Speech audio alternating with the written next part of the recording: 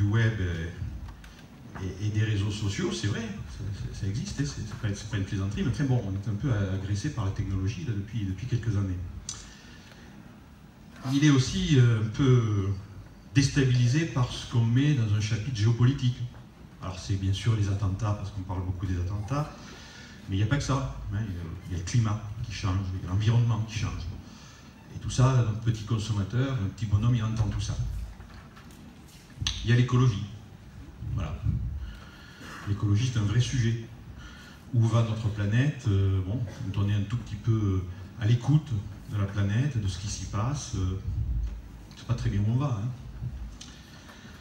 Et puis il y a ce qu'on appelle les mutations sociétales. On va y revenir, mais vous allez voir que ce petit bonhomme, ben, il a quand même beaucoup de choses quoi, à résoudre. Il fait un peu un stress là, parce qu'il ne sait plus très bien où il en est. Alors quand on transpose tout ça, ce petit bonhomme finalement, ce client, ce consommateur, vous toutes, vous tous,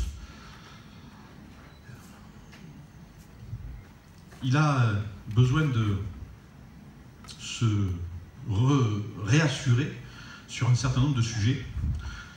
Ben, le premier, comme on le disait, c'est les aspects sécuritaires. Alors ça va se traduire dans ses choix, et là si on le refocalise sur notre activité, par les choix de destination, parce qu'il est impacté, par la temporalité, par les moyens de transport. On sait tous que ce sont des influences qui jouent sur les choix aujourd'hui des consommateurs.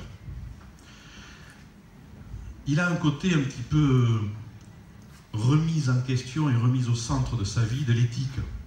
On a tous un petit peu, on est un peu titillé par ce qu'on peut appeler l'éthique, hein, l'humanitaire, l'environnement. Merde, qu'est-ce que je fous sur cette planète alors que ça part à la dérive? Est-ce que j'achète une bagnole qui continue de polluer ou pas? Des questions qui se posent. Il est aussi impacté par son mode de consommation.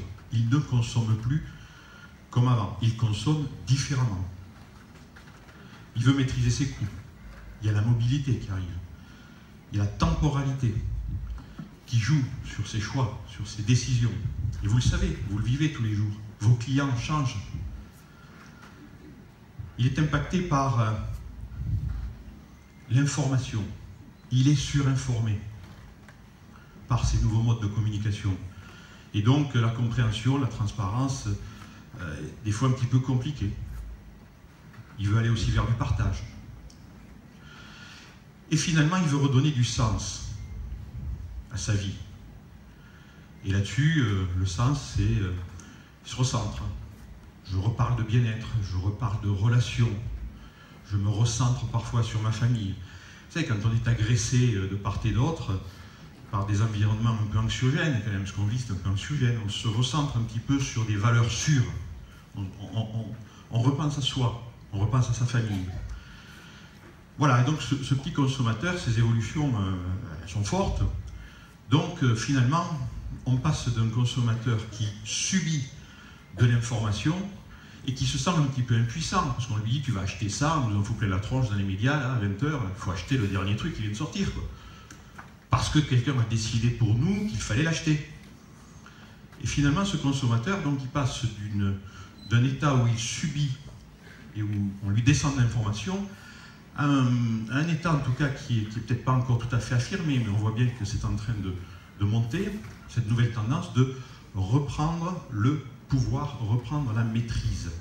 Et il veut remaîtriser tout ce qui le gêne, c'est-à-dire la relation aux autres, la technologie, le service à la personne.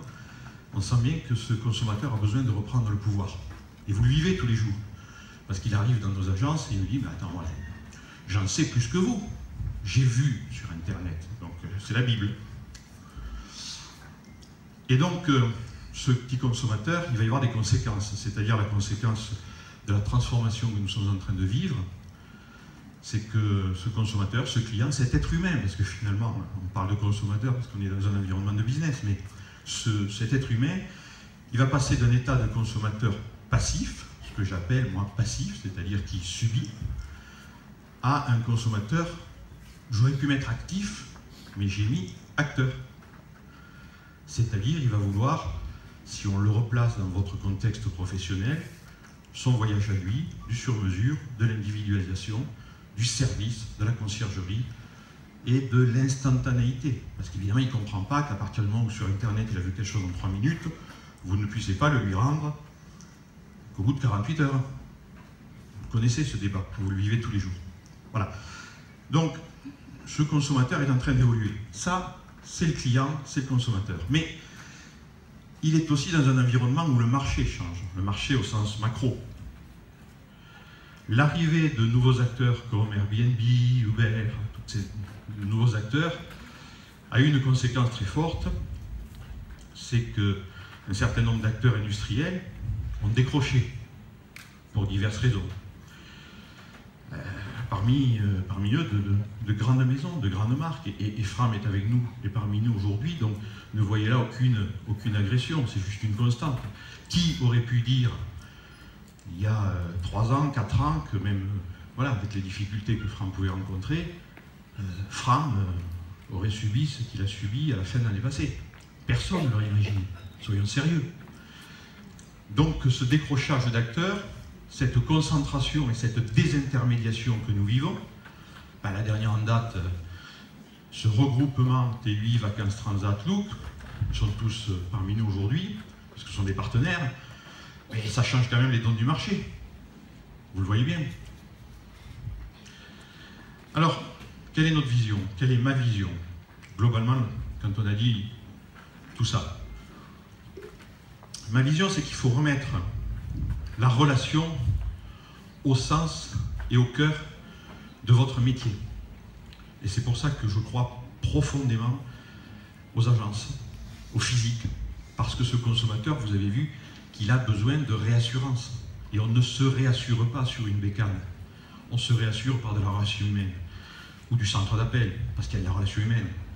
On se réassure par les coachs voyage, parce que quelqu'un va venir à domicile, ou dans votre entreprise vous rendre visite sur rendez-vous. On se réassure par une communauté qui part ensemble, c'est les voyages de groupe. Ça, c'est remettre la relation au cœur de notre stratégie. On va aussi réassurer avec de la technologie, parce qu'il en faut. C'est la raison pour laquelle nous avons fait le choix unique d'un CRM il y a 2 ans, qui tourne fort bien aujourd'hui. C'est un très bel outil qui nous permet de bien qualifier nos clients. Le self-care client dont je vous ai parlé, l'espace client, parce qu'on va aller vers le client, et puis des sites un petit peu plus modernes, qui vont correspondre aux attentes de nos clients, avec une mobilité, c'est-à-dire que tout ce que je vous ai expliqué sur le digital va bien sûr se décliner sur tous les devices, les portables, les tablettes, et tout ce qui s'ensuit. Et au-delà de la technologie, ce petit consommateur, on va lui demander aussi de se réassurer sur notre stratégie de sur-mesure. Alors sur-mesure au sens voyage, mais sur-mesure au sens service aussi. C'est-à-dire que il va avoir accès à la fabrique du sur-mesure, on en a parlé, nous l'intensifions. Il va avoir accès à des outils, parce qu'au sur-mesure on va y adosser, on vous en parlera cet après-midi dans l'atelier, un outil. Et puis il va avoir accès à nos services.